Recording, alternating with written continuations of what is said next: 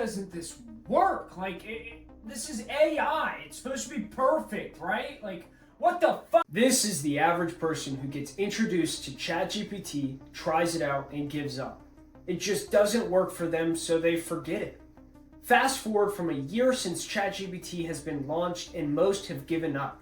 But what if I told you you're just one step away from unlocking ChatGPT's full potential? Hey everybody, today I'm going to be talking about ChatGPT and why it's frustrating you, how to get the answers you want, and the best way to customize your unique ChatGPT. Now, before I dive in, I want to let you in on a little secret. ChatGPT revolutionized the internet.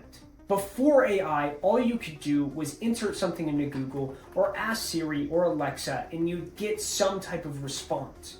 Now with ChatGPT, you have an AI partner that can analyze the information you put in, find the information that connects to your idea, and apply it to your unique situation. Now, there's a very specific way to do this, and I'll be showing you how in today's video. But before we dive in, we need to understand why ChatGPT is frustrating you and how to optimize your specific ChatGPT. Most of the users that I've talked with that use ChatGPT are just flat out using it wrong, and it's not their fault.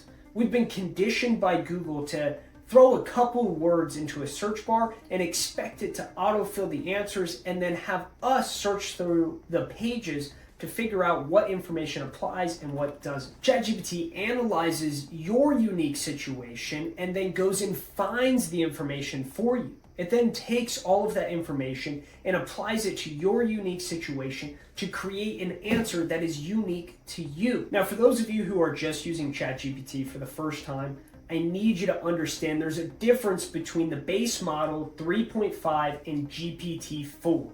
To understand why they're different, we need to go back in time. OpenAI, the company that created ChatGPT, released the first version in November of 2022. Now, while this model is still great at compiling information from the internet, it makes lots of mistakes and can't do as much as GPT-4, including it doesn't access the web. It can only take information that was preloaded into it before 2021. On the other hand, GPT-4 can surf the web today, can analyze images and what's inside of them, can create personas and act as if they are those personas, and can also utilize plugins from third-party apps across the internet. The gracious thing is OpenAI only charges $10 a month for GPT-4 and not thousands of dollars, which I believe that ChatGPT is worth. Now, I understand if you don't want to pay the $10, but for those of you that are willing to work with GPT-4, this is going to become your personalized AI partner and exponentially increase the amount of work you can do and the quality of the work that you can produce. Now, assuming you have access to ChatGPT, feel free to go into the description and open up the personalized prompts that I gave you.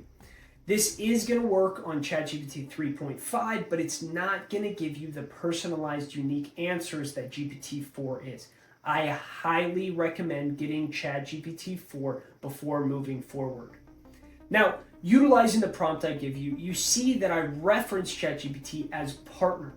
The reason being is in these conversations, you are not just simply talking to an Alexa or a Siri.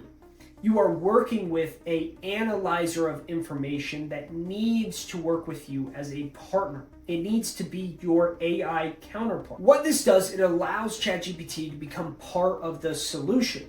Not only is it compiling the information, but it's also analyzing your unique situation, it's optimizing the situation you're in, and it is your personal test dummy for whatever solution or goal you're trying to get to. Now, the other half of this is you are going to be the real life applicator of the actual ideas.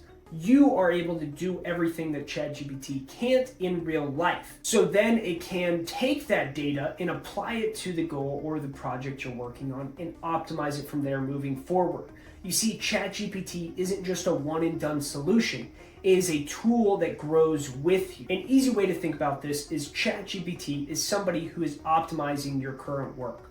You go out there and do it, you bring the data back, you give it to ChatGPT, it tells you where you went wrong or you went right and what to do moving forward. Now, because of the initial prompt that I gave you, it's going to start asking what your goals and your motives are around your project, but I would make it good practice to give information around your thought process and why you're thinking the way you're thinking.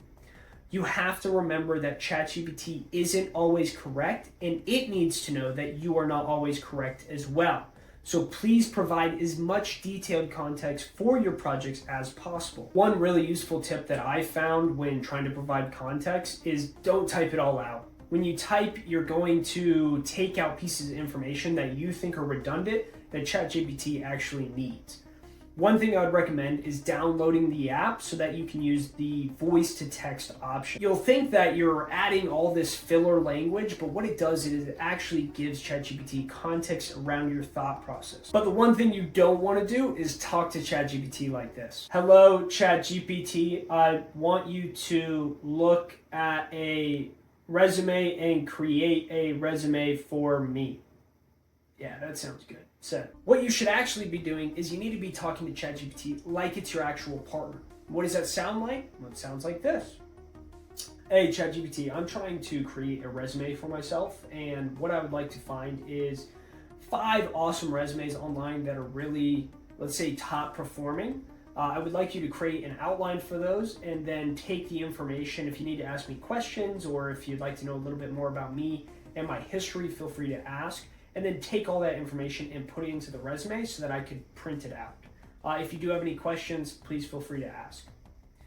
What you're doing here is you're actually giving good information to ChatGPT to be able to use. When you talk to ChatGPT the wrong way, you're gonna find that these answers that you're getting are a lot more broad and don't apply to your specific situation, and that's probably what you've been seeing when you've used it in the past. Remember, ChatGPT needs context, so if you make that your #1 goal when you talk with ChatGPT is to provide really detailed context, you will always get an answer that is connected to exactly what you want. Now, with all that being said, you're probably ready to dive right into one of your projects on ChatGPT. But before you go, I'm going to be working exclusively with 5 viewers of this video.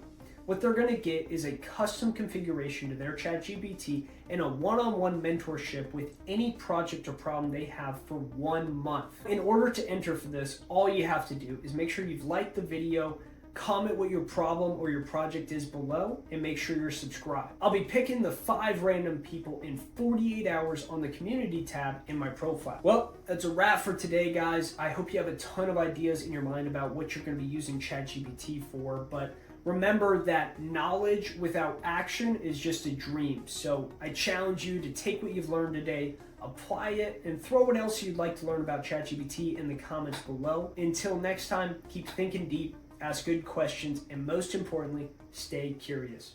Peace.